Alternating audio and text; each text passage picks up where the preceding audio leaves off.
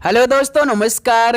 मैं भी एक आप सभी का बहुत बहुत स्वागत करता हूं एक और नए क्लास में। तो साथियों, आज के इस क्लास में आरआरबी ग्रुप डी एग्जाम 2026 के लिए साइंस का एक ऐसा पेपर को डिस्कस करेंगे जो कि ग्रुप डी एग्जाम की सभी शिफ्टों के लिए अति संभावित रहने वाले हैं।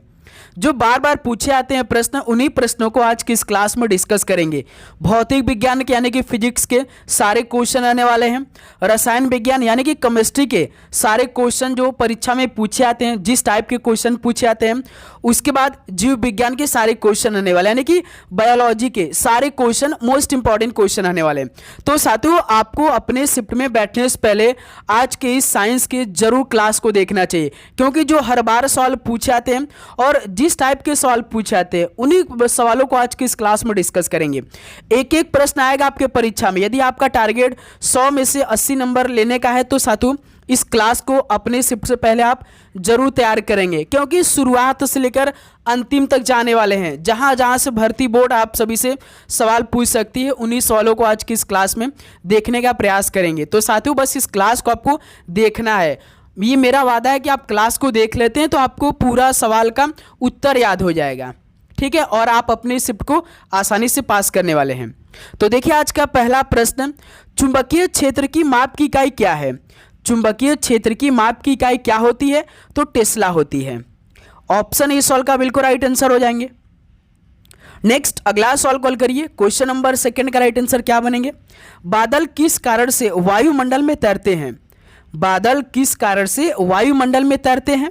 तो भाई निम्न घनत्व के कारण। तो इस सवाल का बी ऑप्शन बिल्कुल राइट आंसर हो जाएंगे।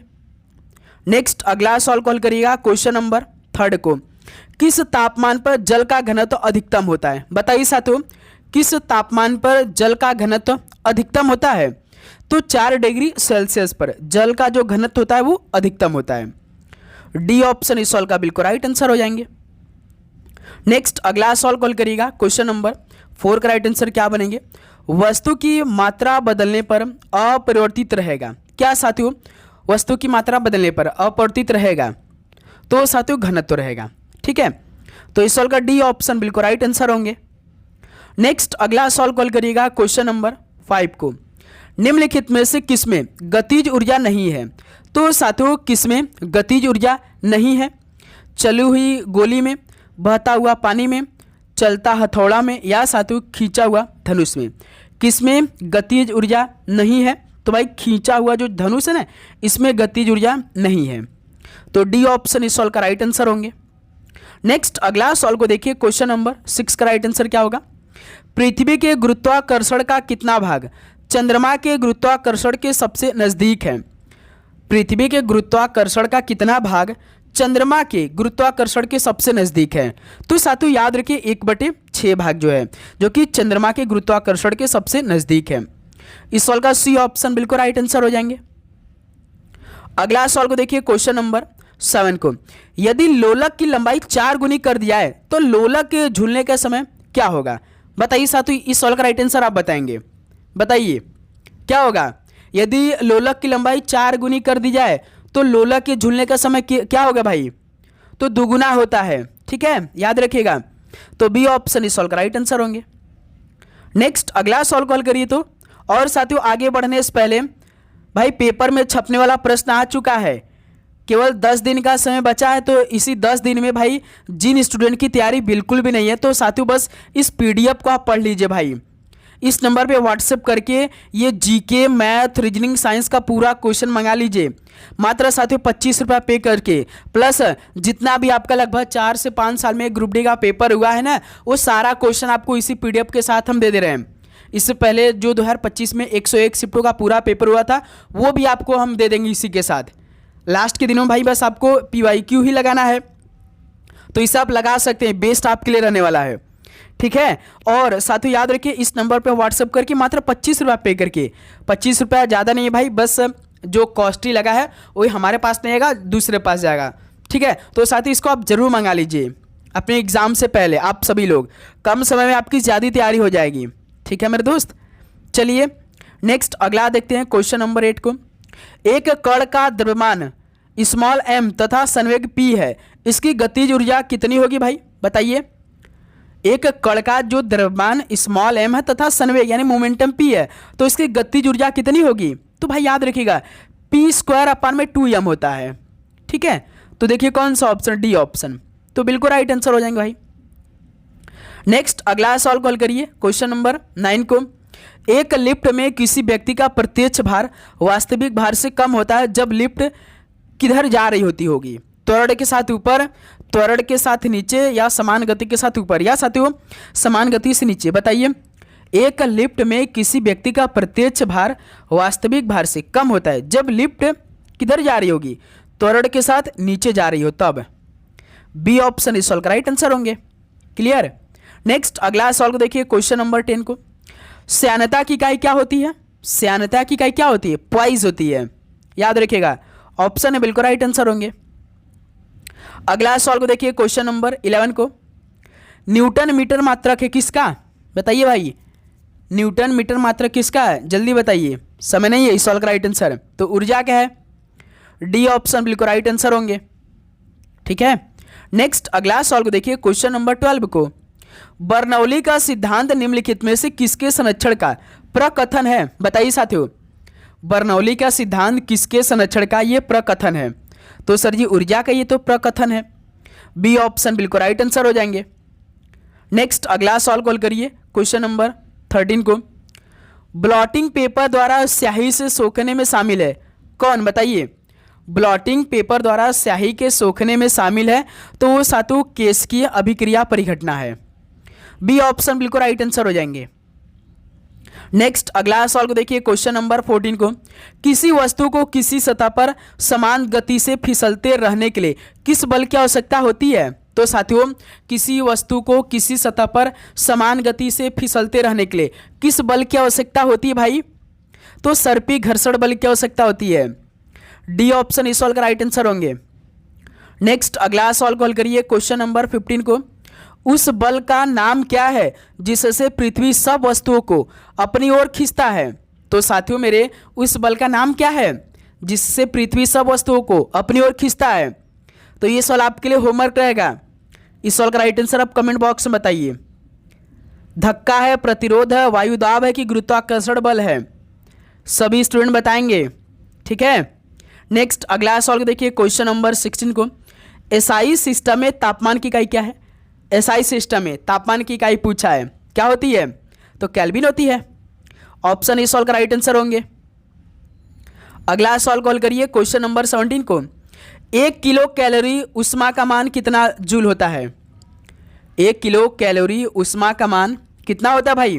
तो याद रखिएगा 4.2 × 10³ जूल के बराबर होता है। ठीक है, सी ऑप्शन बिल्कुल राइट आंसर हो जाएंगे। नेक्स्ट अगला सवाल कॉल करिए भाई, क्वेश्चन नंबर 18 को। न्यूनतम संभव ताप कितना होता है? न्यूनतम संभव ताप कितना है? तो -273 डिग्री सेल्सियस के बराबर होता है भाई। ऑप्शन बिल्कुल राइट आंसर होंगे भाई। और साथ ही आप चैनल पे नए हैं तो भाई चैनल को जरूर सब्सक्राइब करने के बाद नोटिफिकेशन को ऑन करेंगे, क्योंकि साथियों आपका एक लाइक और एक सब्सक्राइब हमें मोटिवेट करता है कि आपके लिए दिन रात मेहनत कर रहे हैं भाई। अब अंतिम 10 दिनों में पूरा सिलेबस कंप्लीट कराएंगे, रिवीजन आपका बहुत ही अच्छी तरीके से कराने वाले हैं। बस साथियों आप चैनल को सब्सक्राइब करने के बाद नोटिफिकेशन को ऑन करके रखेंगे। ठीक है। देखिए, आणविक संगठन के द्वारा ऊष्मा का संप्रेषण क्या कहलाता है? आणविक संगठन के द्वारा ऊष्मा का संप्रेषण क्या कहलाता है? तो याद रखिए संवहन कहलाता है। बी ऑप्शन बिल्कुल राइट आंसर होंगे। अगला सवाल को देखिए, क्वेश्चन नंबर 20 को। निम्नलिखित में से किसमें सर्वोच्च विशिष्ट ऊष्मा का मान होता है? तो साथियों किसमें सर्वोच्च विशिष्ट ऊष्मा का मान होता है? तो भाई याद रखिएगा जल में होता है। डी ऑप्शन बिल्कुल राइट आंसर होंगे। नेक्स्ट अगला सवाल कॉल करिए, क्वेश्चन नंबर 21 को। मिट्टी के घड़े में निम्न में से किस क्रिया के कारण जल ठंडा रहता है? बताइए भाई, मिट्टी के घड़े में किस क्रिया के कारण जल जो कि ठंडा रहता है? तो याद रखिए वाष्पीकरण के कारण। बी ऑप्शन बिल्कुल राइट आंसर हो जाएंगे। अगला सवाल को देखिए, क्वेश्चन नंबर 22 को। वायु में ध्वनि का वेग लगभग कितने मीटर प्रति सेकेंड होता है? वायु में ध्वनि का वेग है जो कि साथियों लगभग 330 मीटर प्रति सेकेंड। ऑप्शन इस सवाल का बिल्कुल राइट आंसर होंगे। नेक्स्ट अगला सवाल को देखिए, क्वेश्चन नंबर 23 को। डॉपलर प्रभाव संबंधित है किससे? डॉपलर प्रभाव संबंधित है तो साथियों ये ध्वनि से संबंधित है। ऑप्शन इस सवाल का बिल्कुल राइट आंसर होंगे। नेक्स्ट अगला सवाल को देखिए, क्वेश्चन नंबर 24 को। ध्वनि तीव्रता की डेसिबल में वह अधिकतम सीमा जिसके ऊपर व्यक्ति सुन नहीं सकता। बताइए साथियों, ध्वनि तीव्रता की डेसिबल में वह अधिकतम सीमा जिसके ऊपर व्यक्ति सुन नहीं सकता है। तो याद रखिए 95 डेसिबल के ऊपर से। ठीक है, तो डी ऑप्शन इस सॉल्व का बिल्कुल राइट आंसर होंगे। अगला सॉल्व कॉल करिएगा क्वेश्चन नंबर 25 को। प्रतिध्वनि तरंगों के किसके कारण उत्पन्न होती है? तो साथियों प्रतिध्वनि तरंगों के किसके कारण उत्पन्न होती है? तो ये परावर्तन के कारण उत्पन्न होती है। ठीक है, सी ऑप्शन इस सॉल्व का बिल्कुल राइट आंसर होंगे। अगला सॉल्व को देखिए क्वेश्चन नंबर 26 को। ध्वनि तरंगों का वह गुण जिससे ध्वनि का तारतम्य निर्धारित होता है, वह है ध्वनि किसकी? बताइए साथियों, ध्वनि तरंगों का वह गुण जिससे ध्वनि का तारतम्य निर्धारित होता है वह है ध्वनि का किसकी भाई? तो याद रखिए आवृत्ति की। ऑप्शन ई सॉल्व का बिल्कुल राइट आंसर होंगे। ठीक है भाई, अगला सॉल्व देखिए क्वेश्चन नंबर 27 को। याद रखिएगा साथियों फिजिक्स के लगभग 7 से 8 क्वेश्चन पूछे जाते हैं पेपर में। केमिस्ट्री के भी लगभग साथियों 7 से 8 ही क्वेश्चन पूछे जाते हैं। बायोलॉजी के सबसे अधिक क्वेश्चन शायद पूछे जाते हैं भाई, 8 से 9 सॉल्व पूछे जाते हैं हर शिफ्ट में। ठीक है, याद रखिए तीनों भाई आप सब्जेक्ट को लेकर चलेंगे, फिजिक्स केमिस्ट्री बायोलॉजी को। प्रकाश तरंग किस प्रकार की तरंग है? प्रकाश तरंग किस प्रकार की तरंग है? तो अनुप्रस्थ तरंग है। ऑप्शन ए सॉल्व का बिल्कुल राइट आंसर होंगे। नेक्स्ट अगला सॉल्व को देखिए क्वेश्चन नंबर 28 को। प्रकाश में ध्रुवण की घटना से यह सिद्ध होता है कि प्रकाश तरंगे कैसे हैं? प्रकाश में ध्रुवण की घटना से यह सिद्ध होता है कि प्रकाश जो तरंगे हैं ये अनुप्रस्थ हैं। सी ऑप्शन बिल्कुल राइट आंसर होंगे। नेक्स्ट अगला सॉल्व को देखिए क्वेश्चन नंबर 29 को। इंद्रधनुष में किस रंग का विक्षेपण अधिक होता है? तो साथियों इंद्रधनुष में किस रंग का विक्षेपण अधिक होता है? तो दोस्त मेरे याद रखिए बैगनी में। ठीक है, ऑप्शन ए सॉल्व का राइट आंसर होंगे। नेक्स्ट अगला सॉल्व देखिए क्वेश्चन नंबर 30 को। लाल कांच को अधिक ताप पर गर्म करने पर वह दिखाई कैसे देगा, यानी किस रंग का दिखाई देगा? लाल कांच को अधिक ताप पर गर्म करने पर वह कैसा दिखाई देगा? तो साथियों याद है कि हरा रंग का दिखाई देगा।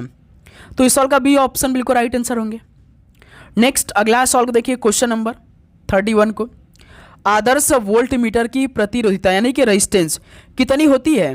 आदर्श वोल्टमीटर की प्रतिरोधिता कितनी होती है? तो साथियों मेरे याद रखिए असीमित होती है। ठीक है, सी ऑप्शन बिल्कुल राइट आंसर होंगे। अगला सॉल्व देखिए क्वेश्चन नंबर 32 को। एक वोल्ट कितने के बराबर होता है? दोस्त मेरे एक वोल्ट कितने के बराबर होता है? तो याद रखिएगा 1 जूल पर कूलम के बराबर होता है। बी ऑप्शन इस सॉल्व का राइट आंसर होंगे। अगला सॉल्व देखिए क्वेश्चन नंबर 33 को। फ्लेमिंग के बाएं हाथ के नियम में कौन सी अंगुली वर्तमान की दिशा दिखाती है? साथियों मेरे फ्लेमिंग के बाएं हाथ के नियम में कौन सी अंगुली वर्तमान की दिशा दिखाती है? तो वो साथियों याद है कि बीच की अंगुली होती है। ठीक है, बी ऑप्शन इस सॉल्व का राइट आंसर होंगे। अगला सॉल्व देखिए क्वेश्चन नंबर 34 को। हाइड्रोजन परमाणु के न्यूक्लियस में प्रोटॉन की संख्या ज्ञात करें। हाइड्रोजन परमाणु के न्यूक्लियस में प्रोटॉन की संख्या ज्ञात करिए। कितना होता है? तो केवल 1 होता है ना। तो इस सॉल्व का बी ऑप्शन राइट आंसर होंगे। अगला सॉल्व कॉल करिए भाई क्वेश्चन नंबर 35 को। एक भारी नाभिक के 2 हल्के नाभिकों में टूटने की प्रक्रिया को क्या कहते हैं? एक भारी नाभिक के 2 हल्के नाभिकों में टूटने की प्रक्रिया को क्या कहते हैं? तो नाभिकीय विखंडन कहते हैं। इस सॉल्व का बी ऑप्शन बिल्कुल राइट आंसर होंगे। नेक्स्ट अगला सॉल्व देखिए क्वेश्चन नंबर 36 को। पदार्थ की चतुर्थ अवस्था कौन सी होती है? साथियों मेरे पदार्थ की जो चतुर्थ अवस्था होती है वो कौन सी होती है? तो प्लाज्मा होती है। सी ऑप्शन राइट आंसर होंगे। तो भाई मेरे आप चैनल को जरूर सब्सक्राइब करके नोटिफिकेशन को ऑन कर लेंगे। ठीक है, याद रखिएगा। चलिए नेक्स्ट अगला सॉल्व देखिए क्वेश्चन नंबर 37 को। एम कोश में अधिकतम कितने इलेक्ट्रॉन हो सकते हैं? बताइए भाई, एम कोश में अधिकतम कितने इलेक्ट्रॉन हो सकते हैं? के एल एम तीसरे नंबर पे आता है एम, तो कितना हो सकता है? 2, 8, 18 होता है, यानी ऑप्शन ए बिल्कुल राइट आंसर है।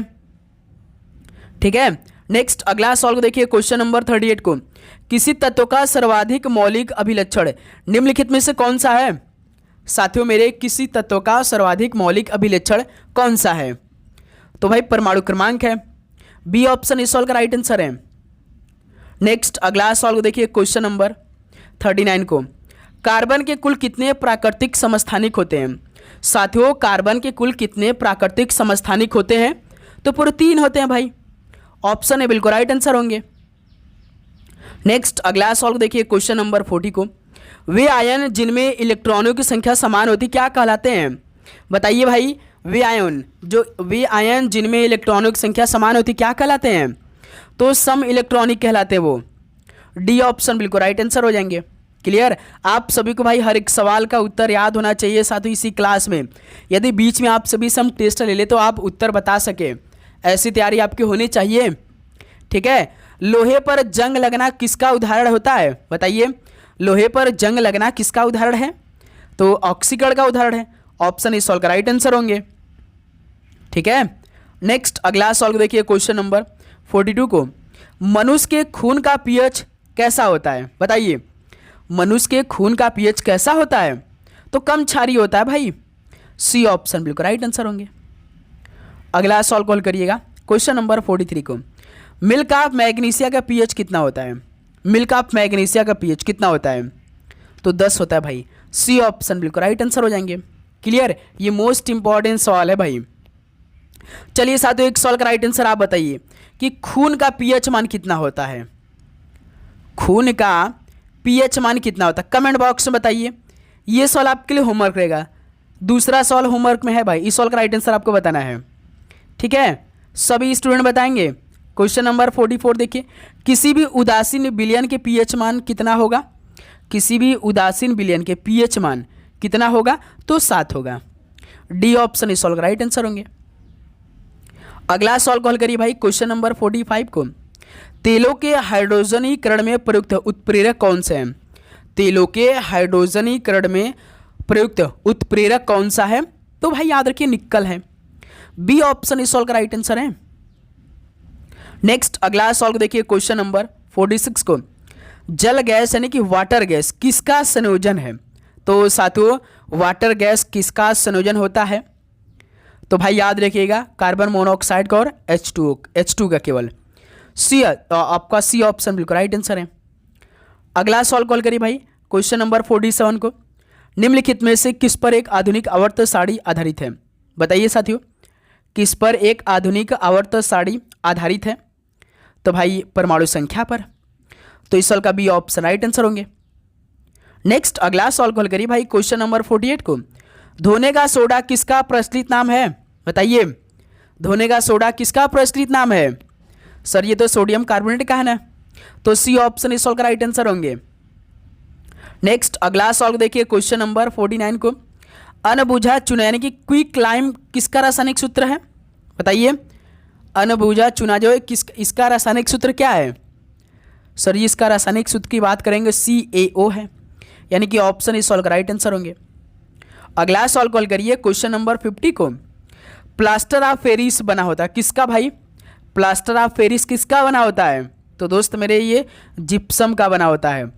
तो सी ऑप्शन बिल्कुल राइट आंसर होंगे। अगला सवाल को देखिए क्वेश्चन नंबर 51 को। निम्न में से कौन लौह धातु का एक अयस्क है? तो साथियों लौह धातु का एक अयस्क कौन सा है? तो भाई हेमेटाइट है। ऑप्शन इस सवाल का राइट आंसर हो जाएंगे भाई। नेक्स्ट अगला सवाल को देखिए क्वेश्चन नंबर 52 को। निम्नलिखित में से कौन सी धातु सबसे अधिक मुलायम धातु है? बताइए इनमें से कौन सी धातु सबसे अधिक मुलायम धातु है? तो वो सोना है भाई, याद रखिएगा। सी ऑप्शन बिल्कुल राइट आंसर होंगे। अगला सॉल्व कॉल करिए भाई क्वेश्चन नंबर 53 को। पोटेशियम परमैंगनेट के एक अणु में कितने ऑक्सीजन परमाणु मौजूद होते हैं? बताइए साथियों, पोटेशियम परमैंगनेट के एक अणु में कितने ऑक्सीजन परमाणु मौजूद होते हैं? तो पूरे 4 होते हैं भाई। तो इस सवाल का बी ऑप्शन राइट आंसर होंगे। अगला सॉल्व कॉल करिए क्वेश्चन नंबर 54 को। डैश किसका गलनांक बहुत ही निम्न होता है? बताइए साथियों, किसका गलनांक बहुत ही निम्न होता है? तो भाई याद रखिएगा गैलियम यानी Ga का। तो इस सवाल का डी ऑप्शन बिल्कुल राइट आंसर होंगे भाई। नेक्स्ट अगला सॉल्व कॉल करिए क्वेश्चन नंबर 55 को। निम्नलिखित में से कौन सा तत्व बेकिंग सोडा घटक नहीं है? कौन सा तत्व बेकिंग सोडा घटक नहीं है? जैसे हाइड्रोजन है, सोडियम भी, ऑक्सीजन, लेकिन कैल्शियम भाई ये बेकिंग सोडा घटक नहीं है। तो इस सवाल का बी ऑप्शन राइट आंसर होंगे। अगला सवाल कॉल करिए क्वेश्चन नंबर 56 को। धातु ऑक्साइड का स्वरूप कैसा होता है? धातु ऑक्साइड का स्वरूप कैसा होता है? तो भाई क्षारीय होता है। डी ऑप्शन बिल्कुल राइट आंसर होंगे। नेक्स्ट अगला सवाल को देखिए क्वेश्चन नंबर 57 को। सभी एसिड धातु से अभिक्रिया कर कौन से गैस उत्पन्न करते हैं? बताइए साथियों, सभी एसिड धातुओं से अभिक्रिया कर कौन से गैस उत्पन्न करते हैं? तो दोस्त मेरे याद रखिएगा, हाइड्रोजन गैस उत्पन्न करते हैं। तो इस सवाल का सी ऑप्शन राइट आंसर होंगे। अगला सवाल देखिए क्वेश्चन नंबर 58 को, निम्नलिखित में से कौन सी उत्कृष्ट गैस नहीं है? इनमें से उत्कृष्ट गैस कौन सी नहीं है? हीलियम है, नियॉन है, ऑर्गन है, लेकिन हाइड्रोजन उत्कृष्ट गैस है नहीं है। तो ऑप्शन इस सवाल का राइट आंसर होंगे भाई। क्लियर, याद करते चलिएगा भाई हर एक सवाल का उत्तर। नेक्स्ट अगला सवाल देखिए क्वेश्चन नंबर 59 को, वनस्पति घी के औद्योगिक उत्पादन में कौन सी विधि काम में लाई जाती है? बताइए, वनस्पति घी के औद्योगिक उत्पादन में कौन सी विधि काम में लाई जाती है? तो अपचयन भाई। तो इस सवाल का भी ऑप्शन राइट आंसर होंगे। नेक्स्ट क्वेश्चन नंबर 60 को देखिए, एसिटिक अम्ल के एक अणु में कितने ऑक्सीजन परमाणु होते हैं? एसिटिक अम्ल की बात कर रहा है, एक अणु में कितने ऑक्सीजन परमाणु होते हैं? तो पूरे 2 होते हैं भाई। एक अणु में कितने ऑक्सीजन परमाणु होते हैं? केवल 2। ऑप्शन है बिल्कुल राइट आंसर होंगे। नेक्स्ट क्वेश्चन नंबर 61 को हल करिए। डैश जीव विज्ञान की एक शाखा है जिसमें कवक का अध्ययन किया जाता है। बताइए, जीव विज्ञान की कौन सी शाखा है जिसमें कि कवक का अध्ययन किया जाता है? सर ये तो माइकोलॉजी है, जिसमें कवक का अध्ययन किया जाता है भाई माइकोलॉजी में। सी ऑप्शन राइट आंसर होंगे। नेक्स्ट अगला सवाल को देखिए भाई क्वेश्चन नंबर 62 को, निम्नलिखित में से कौन सर्वाधिक संख्या में पाए जाते हैं? इनमें से भाई कौन सर्वाधिक संख्या में पाए जाते हैं? तो सर जी वो तो जीवाणु हैं जो कि सर्वाधिक संख्या में पाए जाते हैं। सी ऑप्शन बिल्कुल राइट आंसर हो जाएंगे। क्लियर मेरे दोस्त, क्वेश्चन नंबर 63 को हल करिए। पादप जगत में निम्नलिखित व्यष्टियों में से कौन सा मुख्यतः जलीय है? तो साथियों, पादप जगत में इन व्यष्टियों में से कौन सा मुख्यतः जलीय है?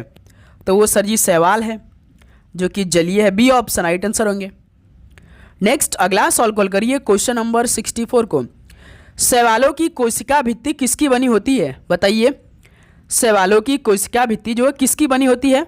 तो दोस्त मेरी ये सेलुलोज की बनी होती है ना। तो सी ऑप्शन राइट आंसर होंगे। नेक्स्ट अगला सवाल कॉल करिए क्वेश्चन नंबर 65 को, निम्न में से कौन सा सहजीवी नाइट्रोजन यौगिकीकरण जीवाणु है? तो साथियों मेरे कौन सा सहजीवी नाइट्रोजन यौगिकीकरण जीवाणु है? तो साथियों वो राइजोबियम है। ऑप्शन इस सवाल का राइट आंसर है। ठीक है भाई, क्वेश्चन नंबर 66 कॉल करिए। फूल गोभी में पौधे का उपयोगी भाग कौन सा है? फूल गोभी में पौधे का उपयोगी भाग कौन सा है? तो भाई याद रखिए, वो जो ताज़ा पुष्प समूह होते हैं ना, ये फूल गोभी पौधे का उपयोगी भाग है। डी ऑप्शन इस सवाल का राइट आंसर होंगे। याद रखिएगा भाई। ठीक है, तो साथियों टारगेट आप यही रखिएगा कि 100 में से लगभग भाई 80 नंबर अपने शिफ्ट में ले। ठीक है, रीजनिंग के 30 में से 30 सवाल आप सही करेगा। मैथ में भाई पूरे 25 के 25 सवाल सही करिएगा। करंट अफेयर में 12 से 13 सवाल सही करिएगा। ठीक है, उसके बाद साथियों साइंस में मान के चलिए आप 15 ही सवाल सही कर लीजिए, 80 प्लस टारगेट हो जाएगा आपका। ठीक है, इतने टारगेट तो आप पूरा करेंगे ही करेंगे अच्छे से। गुद्देदार थैलेमस किसमें खाने योग्य होता है? गुद्देदार थैलेमस किसमें खाने योग्य होता है? तो भाई याद रखिए सेब वाले में। ठीक है, डी ऑप्शन राइट आंसर होंगे। अगला सवाल को देखिए 68 को, निम्न में से कौन एक पत्ती का भाग है? बताइए साथियों, पत्ती का एक भाग कौन है इनमें से? इंपॉर्टेंट सवाल है भाई। पत्ती का एक भाग, तो सर ये तो पेटियोल है। सी ऑप्शन बिल्कुल राइट आंसर होंगे। अगला सवाल को देखिए क्वेश्चन नंबर 69 को, निम्नलिखित में से किसमें प्रोटीन का सबसे अधिक स्रोत पाया जाता है? बताइए भाई, किसमें ना प्रोटीन का सबसे अधिक स्रोत पाया जाता है? तो याद रखिए सोयाबीन में। तो डी ऑप्शन बिल्कुल राइट आंसर होंगे। नेक्स्ट अगला सवाल को हल करिए भाई क्वेश्चन नंबर 70 को, पौधों की वृद्धि के लिए कितने आवश्यक तत्वों की जरूरत होती है? तो साथियों पौधों की वृद्धि के लिए कितने आवश्यक तत्वों की जरूरत होती है? तो 16 तत्वों की आवश्यकता होती है भाई। सी ऑप्शन राइट आंसर होंगे। ठीक है, नेक्स्ट अगला सवाल को देखिए क्वेश्चन नंबर 71 को, पौधे किस प्रक्रिया के द्वारा हवा में पानी छोड़ते हैं? दोस्त मेरे, पौधे किस प्रक्रिया के द्वारा हवा में पानी छोड़ते हैं? तो याद रखिए वाष्पोत्सर्जन के द्वारा। ऑप्शन है इस सवाल का बिल्कुल राइट आंसर होंगे। नेक्स्ट अगला सवाल को देखिए क्वेश्चन नंबर 72 को, पौधों की लंबाई वृद्धि के लिए आवश्यक कौन सा नहीं है भाई इनमें? पौधों की लंबाई वृद्धि के लिए कौन सा तत्व नहीं इनमें? तो भाई देखिए कैल्शियम जरूरत होता है, नाइट्रोजन की भी, फास्फोरस का, लेकिन सोडियम की आवश्यक नहीं होता है। तो ऑप्शन इस सवाल का राइट आंसर होंगे। अगला सवाल कॉल करिए भाई 73 को, निम्नलिखित में से कौन सबसे बड़ा कोशिकांग है? बताइए साथियों, सबसे बड़ा कोशिकांग कौन सा है? तो सर ये तो प्लास्टिड है, सी ऑप्शन बिल्कुल राइट आंसर होंगे। नेक्स्ट अगला सवाल देखिए क्वेश्चन नंबर 24 को, पादप कोशिकाओं का सबसे बाहरी आवरण क्या कहलाता है? तो साथियों मेरे पादप कोशिकाओं का सबसे बाहरी आवरण क्या कहलाता है? तो कोशिका भित्ति कहलाता है, याद रखिएगा, बी ऑप्शन बिल्कुल राइट आंसर होंगे। चलिए भाई लास्ट सवाल साथियों आज की इस क्लास का, प्लाज्मा में जल का प्रतिशत कितना होता है? प्लाज्मा में जल का प्रतिशत कितना होता है? तो पूरे 90% होता है, डी ऑप्शन राइट आंसर होंगे। तो साथियों साइंस का ये 75 सवाल कंप्लीट हुआ, ये तो पहला क्लास था भाई, लगभग अभी 500 सवाल कराएंगे आपके एग्जाम से पहले। तो बस डेली क्लास करिए आप लोग अच्छी तरीके से। चैनल पे नए हैं तो भाई चैनल को जरूर सब्सक्राइब करने के बाद नोटिफिकेशन को ऑन करिएगा। लगातार साथियों इसी तरह क्लास आपके बीच आने वाली है बहुत ही शानदार तरीके से। इससे पहले हमने एक पेपर कंप्लीट कराया, उसको जाकर आप देख लीजिए भाई। सबसे पहले तो वो पेपर के बिना इस क्लास को आप नहीं देखेंगे। शाम में एक और पूरे पेपर का सोल्यूशन है, गेस्ट पेपर आएगा शाम में। उसके लिए भाई चैनल को आपको सब्सक्राइब करने की जरूरत है, नोटिफिकेशन ऑन करने की जरूरत है, ठीक है। और साथियों पीडीएफ आप लोग अपने पास मंगा लीजिएगा भाई। प्लस आप लोग ना डेली 2 मॉक टेस्ट लगाइए भाई, जैसे कि आपका टाइम मैनेजमेंट बन सके, ठीक है। आपका पेपर में एक भी सवाल छूटेगा नहीं भाई, पूरे आप 90 मिनट में 100 सवाल हल कर सकते हैं आसानी से। तो इसलिए साथियों आप सबसे पहले ना जाके 2 मॉक टेस्ट लगाए डेली, दिन का, एक सुबह एक शाम में, रिवीजन करिए और डेली क्लास करिए अच्छे तरीके से, ठीक है। तो आप सभी को एग्जाम के लिए साथियों best of luck, God bless you. Paper में सबसे पहले आप सभी को देखिए जीके या तो साइंस पेपर को हल करना है भाई, उसके बाद तीसरे नंबर पर प्रीफर करिएगा रीजनिंग के सवालों को, चौथे नंबर पर मैथ के सवालों को हल करना है। इस तरह से आपको पूरे पेपर को हल करना है, ठीक है मेरे दोस्त। तो आप सभी को एग्जाम के लिए बेस्ट ऑफ लक भाई, गॉड ब्लेस यू। पढ़ाई करते रहिए। वंदे मातरम, जय हिंद।